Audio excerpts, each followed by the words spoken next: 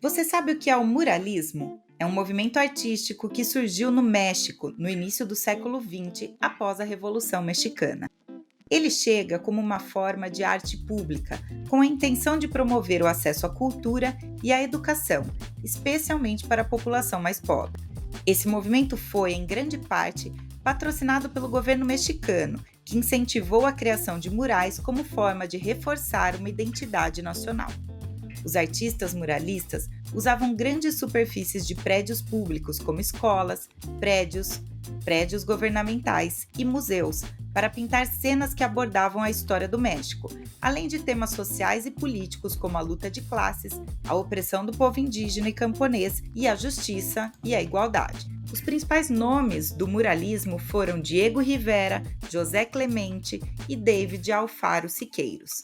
Esses três artistas, conhecidos como os Três Grandes, lideraram o movimento e marcaram a estética que combinava influências do cubismo, do impressionismo e de tradições indígenas mexicanas, mas com um enfoque em temas sociais e revolucionários. Essa arte belíssima, diga-se de passagem, tem como principais características a arte pública representada pelos murais que eram acessíveis a todos, sem a necessidade de visitar museus ou galerias.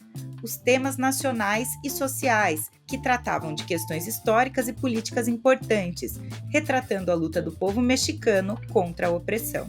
A estética monumental dos grandes painéis, com figuras poderosas e dramáticas, usando cores vivas e fortes contrastes. E a integração com a arquitetura, onde os murais muitas vezes se harmonizavam com a estrutura arquitetônica dos edifícios em que eram pintados, criando uma obra de arte integrada. Por fim, o impacto do muralismo mexicano se espalhou por toda a América Latina e influenciou artistas em diversas partes do mundo, tornando-se um símbolo de arte revolucionária e popular.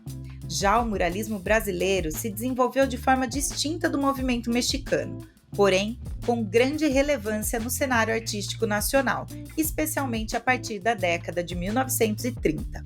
Ele foi influenciado por artistas estrangeiros, mas adquiriu características próprias, refletindo a diversidade cultural e as questões sociais do país. Teve um impulso significativo com a ascensão de movimentos modernistas e a busca por identidade cultural própria. Assim como no muralismo mexicano, os murais brasileiros muitas vezes abordam temas sociais, históricos e culturais, mas com um enfoque na identidade brasileira, misturando elementos da cultura popular, do folclore, da religiosidade e das transformações urbanas e industriais. Entre os principais nomes do muralismo brasileiro estão Cândido Portinari, Di Cavalcanti, Tarsila do Amaral, Paulo Werneck e Alfredo Volpi.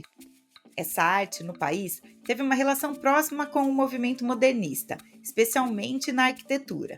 O arquiteto Oscar Niemeyer, por exemplo, colaborou muito com artistas muralistas em seus projetos.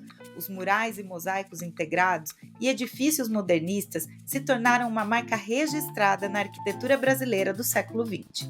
Outros exemplos disso são o painel Azulejos de Cândido Portinari no Palácio Gustavo Capanema, no Rio de Janeiro, e os murais de Paulo Werneck no Banco Boa Vista e na Casa do Baile, ambos também no Rio.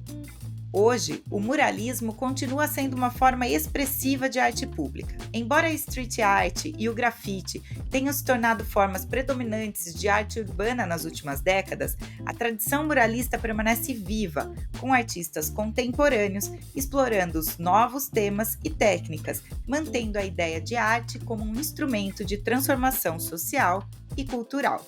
Entre eles está Pri Barbosa, que além de muralista é também ilustradora e artista visual. A história completa dela você ouve no episódio 3 de Artista Substantivo Feminino.